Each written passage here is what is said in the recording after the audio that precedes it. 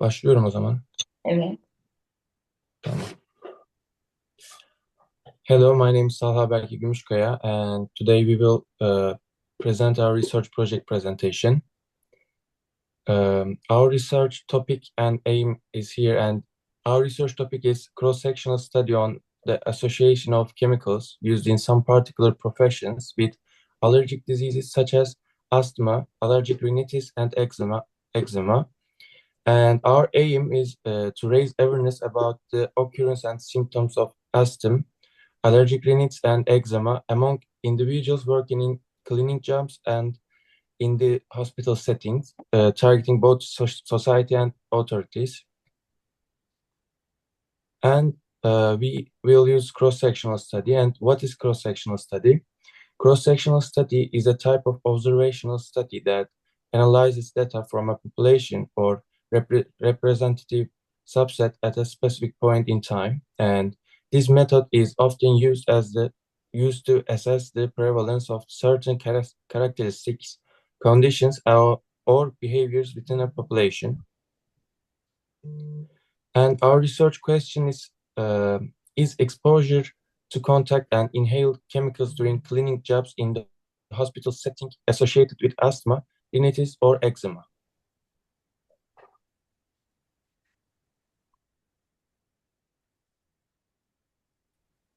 Hi, I am Yunus Marangoz. Today I will be presenting the PICO framework for our cross-sectional study, which examines the association between occupational exposure to cleaning chemicals and allergic diseases like asthma, rhinitis, and eczema.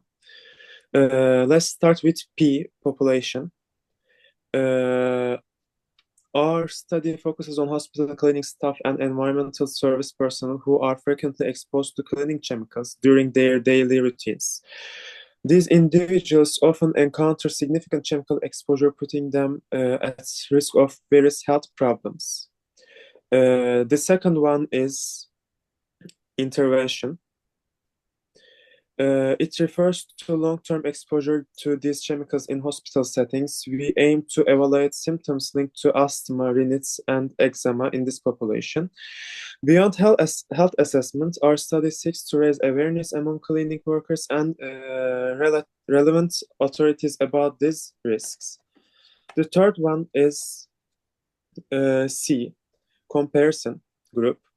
This consists of age and sex-matched individuals who do not smoke and work in occupations without chemical exposure. By comparing these two groups, we aim to isolate the effects of chemical exposure on health outcomes.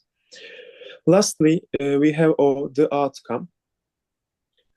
We are measuring the prevalence of symptoms such as wheezing, coughing, nasal congestion, sneezing, itching, and skin blistering among cleaning workers. Another critical outcome is the level of awareness among these workers about the health risks of this job and the protective measures available to mitigate these risks.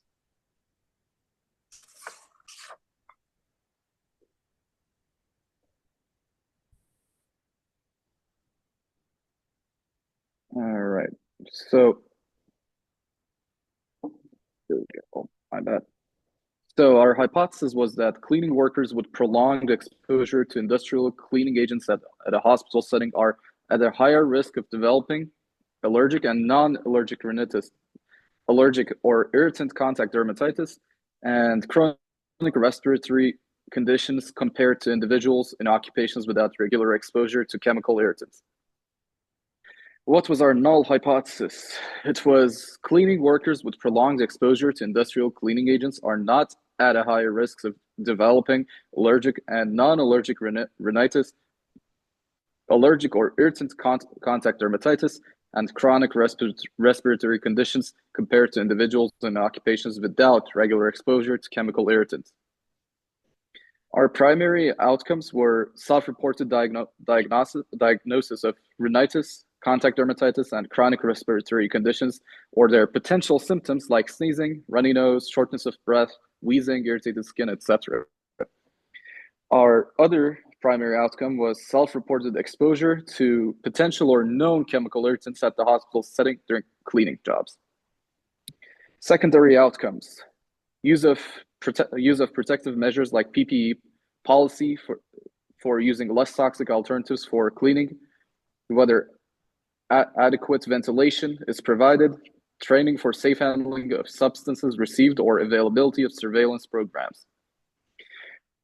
Type of exposed chemical agents and frequency of exposure, duration of exposure and level of ventilation at the job site, demographic factors and presence of other determinants of health, pre-existing or coexisting allergic conditions, exposure to non-job related chemical irritants, reported impact of the conditions in question to the person's quality of life. What were our independent variables?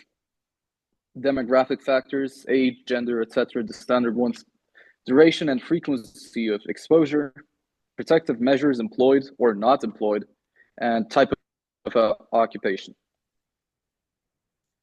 Our independent variables were prevalence of allergic and non-allergic rhinitis, contact dermatitis, and chronic respiratory conditions, frequency of symptoms associated with these conditions, and impact of these conditions to a person's quality of life or job performance, as in sick days or other metrics. Sampling/data collection methods. The study will use a stratified sampling method where a population in a currently undetermined age range, which we will likely go with 40 to 65 years of age, will be targeted. The experimental group will be selected from various cleaning workers in a hospital setting, and the control group will consist of people who are not regularly exposed to possible chemical irritants. The study will use a poll to determine the variables in question. All right, take it away.